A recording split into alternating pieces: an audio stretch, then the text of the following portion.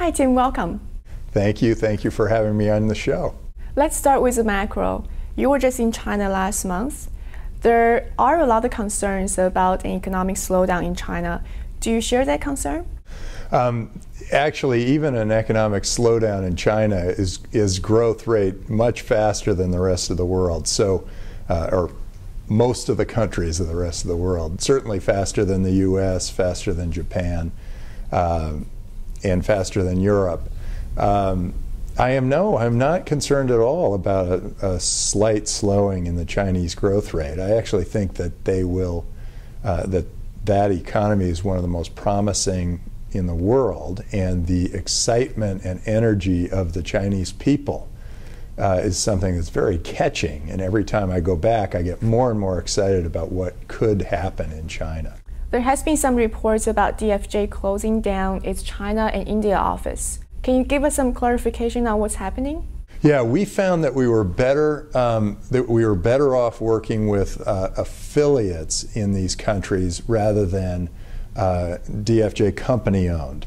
And we have DFJ Dragon, DFJ Compass, we have DFJ ePlanet. We have many affiliates in China, and one group there was DFJ China, part of DFJ directly. And we found that trying to make decisions on companies that far away was a very difficult process.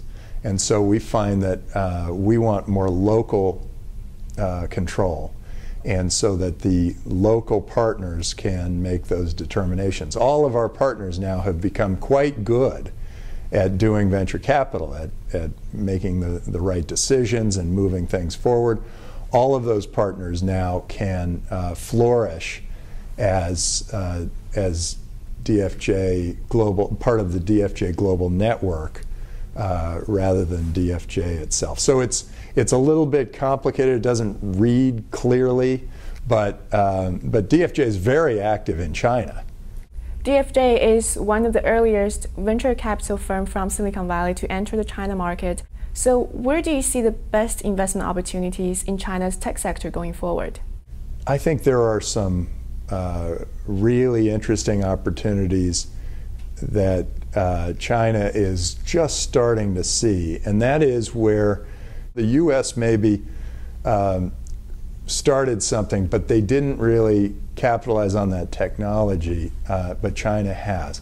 And one that I think is kind of fun is by using location-based services around a cell phone, you can find the people around you. And I think that's much more interesting here in China than it is in the U.S.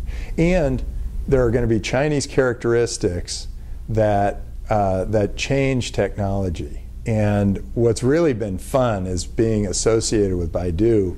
I've been able to see how Baidu and Google have gone off in very different directions. And so I've seen technology Baidu had, there was always technology Google had that Baidu didn't have, and then Baidu got that technology, and now I see that Baidu has technology that Google doesn't have. So I think you're starting to see some of the real innovations happening in China. They're not just in the Silicon Valley anymore.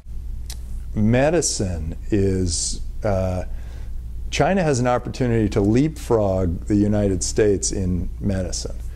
And because we have a very old program.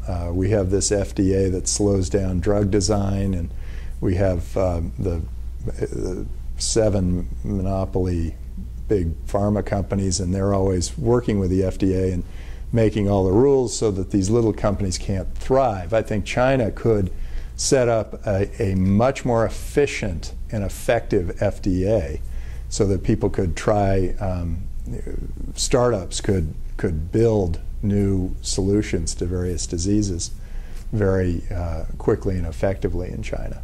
You've always said that missing Facebook is one of the bigger mistakes that you regret. What are some big misses in China that you regret? Yeah, I think I didn't go to Shenzhen early enough, because I would have liked to have found, I would have possibly met the people who started QQ at Tencent. Tencent. And I'm sorry I missed that one. Otherwise, I think we've done pretty well in China. We've found some very good companies. DFJ has been in China for a long time. For you personally, do you feel like investing in China is getting more difficult nowadays? In some ways, investing in China is a little harder now because there was a pretty clear system on how to invest in China before, where you would invest in a Cayman company and then you'd have a Chinese subsidiary. VIE structure. Before VIE. Now it's gotten more complicated because there is a VIE structure and there is the RMB structure. And some companies want their money in RMB and some companies want their money in dollars, and so it makes it a little bit more complicated for us to invest. On the exit, there is a little more uncertainty. There's less uncertainty with the VIE structure than there is with the Chinese-only structure. And I think making that more of a certainty and understanding what all the rules are and having those rules fixed and not change would be a very positive thing. So that's from the regulatory standpoint. From the investor standpoint, I think we were really lucky that we went into China when we did. We had very good timing. The people who went in before us lost a lot of their money because the government was nationalizing companies back then. And the people who have come after us have a lot more competition. I think we hit it just about right before. And yes, some of it's going to be more competitive, but it's going to be still a lot of fun. And how would you rate DFJ's performance in China? Oh, our performance in China has been extraordinary. We've had so A+?